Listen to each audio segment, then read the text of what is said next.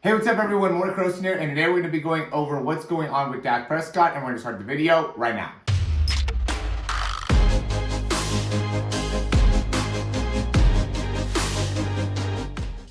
All right, so many of us have been watching Hard Knocks, and the big thing with it being the Dallas Cowboys and Dak Prescott coming back, it was a big surprise in that first episode to see that he's already out with some arm issues. And since I'm a quarterback coach, work with a lot of quarterbacks, I thought I would make a video that would go into at least my opinion on what's going on and potentially how to treat it. I'm not a doctor at the end of the day. I just work with a lot of quarterbacks, and a lot of them have signed up for our throwing program with the intention of being able to correct different parts of their shoulder, elbow, wrist, whatever, having pain and wanting to be able to address that pain through the program. And so, I just really quickly wanted to go into what I would say are some of the issues here. So we're looking, and to me, there's like a brachialis muscle that is like right here on the arm. And when we heard them actually talk about the injury and the issue, it ended up being, it seemed like when he was releasing the ball, and it wasn't, he said it's not really the bicep,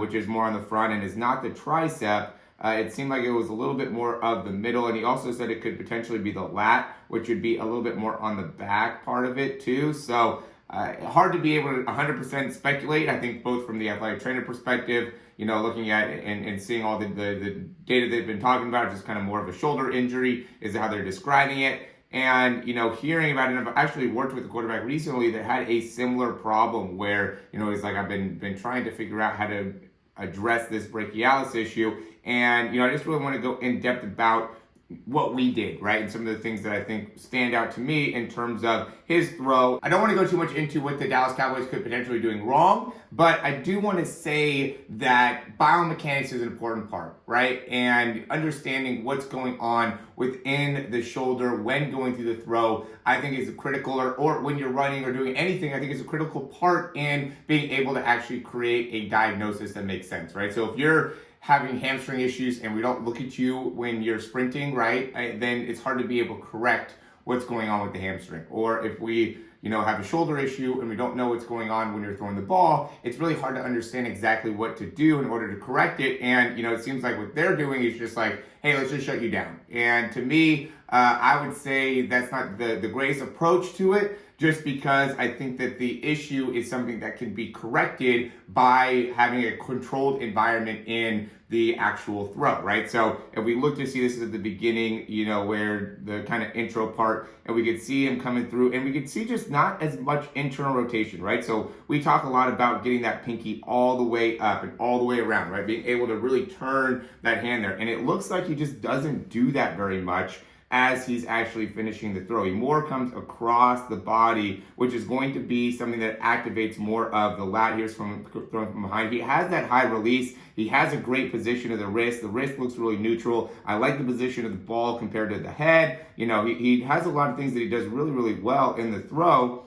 but again, he just doesn't get great internal rotation. Here's another view. So you can see how he's coming a little bit more across the throw. So, and you can see he stays with that elbow bent too, so he doesn't fully extend that arm. And so what ends up happening here, if you're coming more across on the throw, right, you're going to be activating a little bit more of your pecs, and the muscles that are going to also have to assist in deceleration are going to be your kind of lateral stabilizer. So when you activate the pec, you have to do horizontal adduction when you're coming in, and the opposite muscles, horizontal abduction coming out, are going to be active in that part. And the brachialis, medial delt, those end up being big parts of being able to really slow that down. And so I think because, again, this is my opinion, I'm not a doctor, I'm not somebody that is nearly as qualified as the people that are actually in the show. But the only thing that is a difference is that I work with so many quarterbacks and look at so many different types of throws and try to be able to assess and analyze and give you the most amount of information that I can based off my background in exercise science and biomechanics. And what's happening here is there's a reliance on the pec,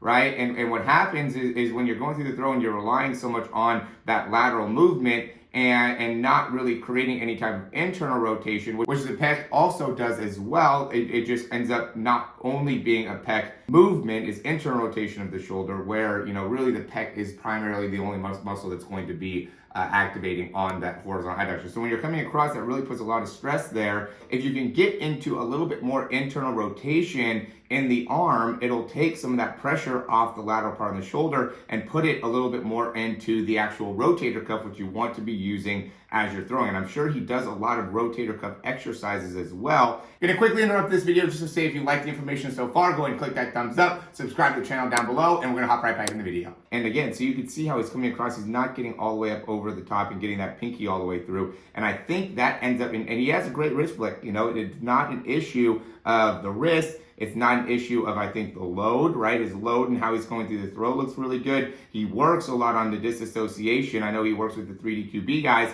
and I know he works on disassociation, and he has really good disassociation in that lower body and gets that lower body into the throw well. It's just how he ends up decelerating. Here's another good view of how when he's coming through, he really doesn't get all the way over into that internal rotation that we like to see. He keeps that elbow bent and doesn't get the peaky up. And I think that's causing that overuse there. And to me, just getting into, you know, I've talked about this with people where you could just get, you know, empty can exercises right here and then getting to that position, just going here, lifting up, right, and being able to strengthen that, laying on your stomach and doing like light dumbbell presses, even taking a dowel, getting full range of motion. So, you know, that would be, to me, the way to correct this. And then also when throwing, you know, just seeing if getting a little bit more internal rotation would be a possible thing, and just doing it again in a very, very controlled environment, right? So not something where he has to throw the ball 60 yards, but throw it 10 yards and make it so he has to,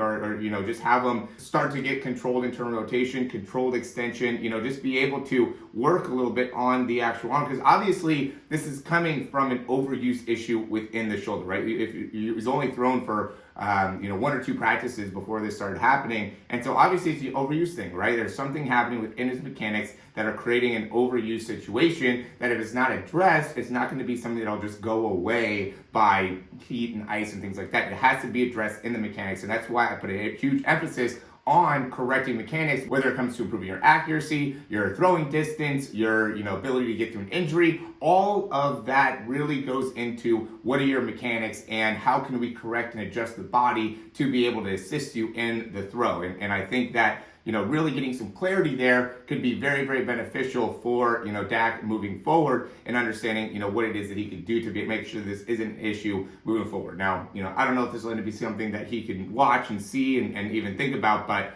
if you do have something that is bothering you up here, think about getting more internal rotation in the shoulder, right? Just being able to work on that, even doing like the towel stretch where you have the hand back behind. I'll put a little video here right now where we're doing that. And that ends up being a great way to build up internal rotation as well. All those small things end up really being a huge benefit when it comes to improving something like, you know, brachialis issues or even medial delt issues in the throw. So as always, guys, if you like the information, go ahead and click that thumbs up down below, subscribe to the channel, and if you have any questions, comments, or recommendations, you can leave those down below. Always talk about our throw breakdown just because I think that's a huge benefit that you could get as a quarterback to be able to help you in understanding what you could do within your mechanics. We've seen some great improvements by guys that send in their videos and really staying consistent with it. At the end of the day, guys, if you're consistent as a quarterback and can send me in videos all the time, or at least like 2 to 3 times a week, we're going to be able to make significant improvements within the throw because we'll be able to get you some drills, some exercises, some ways to be able to get some clarity on what are the differences between your current throwing motion in comparison to what your throwing motion can be and should be in order to maximize efficiency. At the end of the day, guys, the reason that the top quarterbacks are who they are, you know, talking about Josh Allen, Tom Brady, Patrick Mahomes, even Dak Prescott is somebody that I would say from an efficiency standpoint is very efficient, but if you have one little thing off, it can end up causing pain. It can end up affecting your performance. It can end up making it so you're inaccurate. And so really trying to control that the best that you can